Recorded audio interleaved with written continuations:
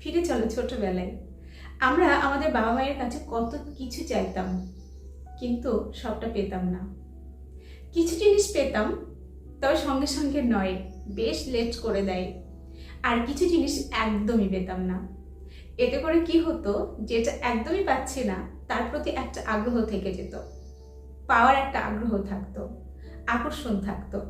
এবং যেটা একটু লেট করে পেতাম সেটা না অনেক যত্ন করে রাখতাম, অনেক মায়া থাকতো সেই জিনিসটার প্রতি। কিন্তু এমন অনেক বাবা মা থাকে যারা তাদের সন্তানের সমস্ত চাহিদা পূরণ করে দেয়। ওই যে সমস্ত চাহিদা পূরণ করতে শুরু করলো, ওই বাচ্চাটার কিন্তু একটা অভ্যাস এমন তৈরি হয়ে যায় যে আমি যা চাইবো তাই পাবো। কিন্তু বাবা মা সমস্ত চাহিদা পূরণ করলেও পরবর্তীতে তো এমন অনেক জিনিস থাকবে যেগুলো কিন্তু চাইলেই পাবো না। তখন কিন্তু ওই বাচ্চাটির ওপর একটা অন্যরকম প্রভাব পড়ে, সে কিন্তু ওই না পাওয়াটা মানতে পারে না। অনেকে কিন্তু এই সময় ডেসপারেট হয়ে ওঠে, যেটা তার জীবনের জন্য ভীষণ খারাপ। এবং এই সমস্ত মানুষগুলি লাইফে যেটা পায় সেটা কদরও করতে জানে না। তো এই কারণেই যারা জীবন সম্পর্কে অনেক বেশি বোঝে, যারা জ্ঞানী মানুষ, তারা কিন্তু এটা বলে যে কোনো একজন মানুষের সব চাহিদা পূরণ করতে হয় না, কোনো একজন মানুষের কথা অনুযায়ী সবসময় চলতে হয় না। একটা মানুষ জীবনের শুরুতেই সবকিছু পেয়ে গেলে তার কিন্তু জীবন সম্পর্কে আর কোনো আগ্রহ তৈরি হবে না, সে কিন্তু জীবন নিয়ে অতটা ভাববে না। তো এই কারণেই সমস্ত কিছু পেয়ে গেলে জীবনটা কেমন একটা পাংশে হয়ে যায়, তখন কিন্তু সেই জীবনের প্রতি আকর্ষণটা অনেকটাই কমে যায়। তো এই থিওরি কিন্তু সম্পর্কের ক্ষেত্রে ভীষণভাবে প্রযোজ্য।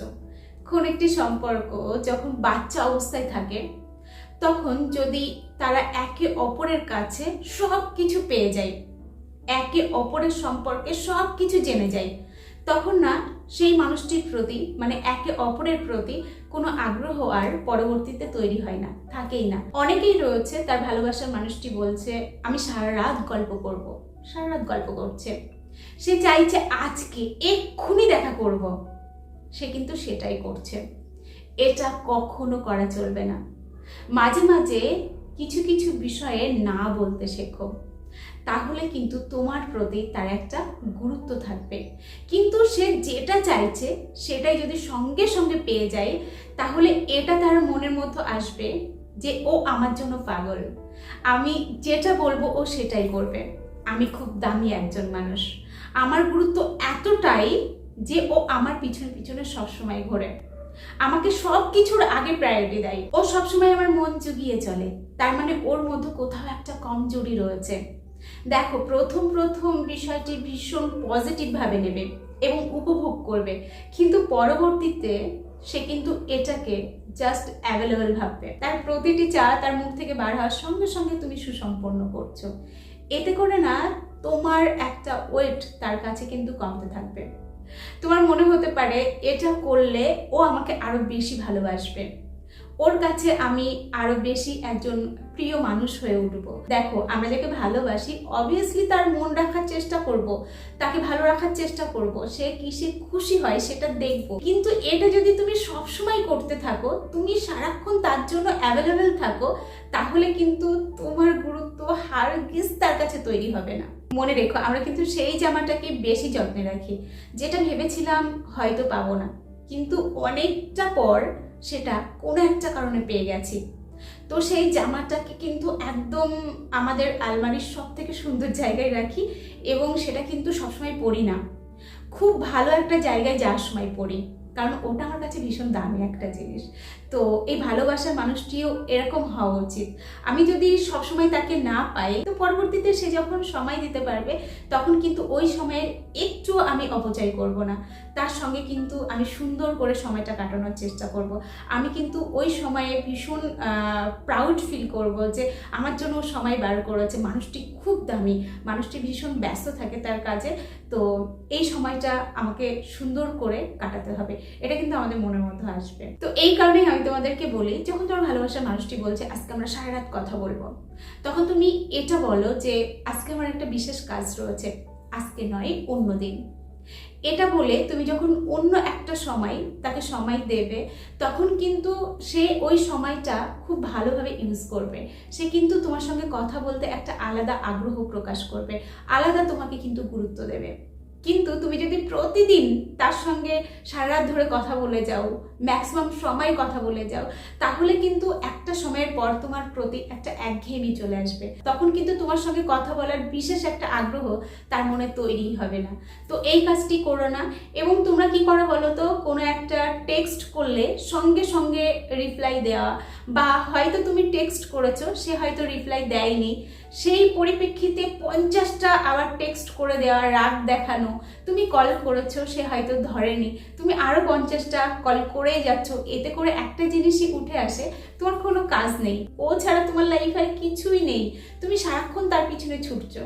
এটা করলে তোমার থেকে কিন্তু তার নজর অন্যদিকে সরবে, তোমাকে তার ভাল লাগবে না। যখন আমরা সারাক্ষণ একটা কিছু পেয়ে যাই, তখন তার প্রতি আমাদের আর আলাদা করে আকর্ষণ কিন্তু তৈরি হয় না। তো এই সমস্ত কাজগুলি বন্ধ করো যদি চাও ওই মানুষটি তোমাকে পাগলের মতো গুরুত্ব দিক, ভীষণ একজন গুরুত্বপূর্ণ মানুষ বলে মনে করুক। তাহলে নিজের লাইফের দিকে ফোকাস দাও, কাজের দিকে ফোকাস দাও, নতুন কিছু করার চেষ্টা করো। মাঝে মাঝে দুজন অনেকটা সময় কাটাও, কিন্তু ম্যাক্সিমাম সময় নিজের কাজের মধ্যে ব্যস্ত থাকো। তবে এটাও বলে রাখি, এমন যেন না হয় তার হয়তো খুব মন খারাপ, সে চাইছে তোমার সঙ্গে কথা বলতে, সে কিছু একটা বলতে চাইছে, তুমি তখনও এরকম অ্যাটিটিউড দেখিয়ে যাচ্ছ, এটা যেন না হয়। এই যে আমি কথাগুলি বললাম যে কাজের মধ্যে ব্যস্ত থাকা, এটা না শুধুমাত্র তার থেকে দূরত্ব বজায় রাখবো বলে করবে তা কিন্তু নয়। এটা যেন ন্যাচারাল হয়, সত্যি সত্যি যেন তোমার লাইফে কোনো না কোনো একটা কাজ থাকে, যেই কাজের মাধ্যমে তুমি নিজেকে গ্রো করছো, এরকম কিছু যেন একটা থাকে। কিন্তু যখন তার মন খারাপ হচ্ছে, তুমি বুঝতে পারছো যে সত্যি সত্যি মানুষটা আমার সঙ্গে কথা বলতে চাইছে, তখন কিন্তু অবশ্যই তাকে সময় দেবে। কিন্তু এটা যেন কন্টিনিউয়াস না হয়, সবসময় নিজের প্রতি একটা আকর্ষণ ক্রিয়েট করে রাখো, তাহলে কিন্তু ওই মানুষটির কাছে তোমার মূল্য বহু অংশে সব সময় বজায় থাকবে। 2 নম্বর খুব গুরুত্বপূর্ণ যে কাজটি করবে সেটি হলো, যখন তুমি সম্পর্কের মধ্যে রয়েছো, তখন না তাকে বুঝিয়ে দাও তুমি তার জীবনে তার ভালো থাকার সেতু, তুমি তার ভালো থাকার অভ্যাস হয়ে ওঠো।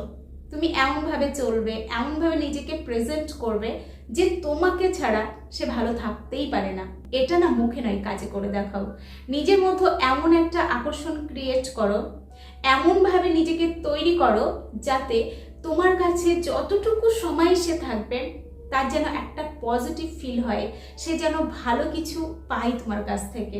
তখন কিন্তু তোমার কাছে থাকা তার অভ্যাস হয়ে দাঁড়াবে, তোমার কাছে সে থাকতে চাইবে, তার মন করবে তোমার কাছে থাকতে, সে নিজের থেকে ফিল করবে তোমার কাছে থাকতে তার ভালো লাগে, সে কিন্তু তোমাকে হাবে ভাবে সেটা বোঝাবেও।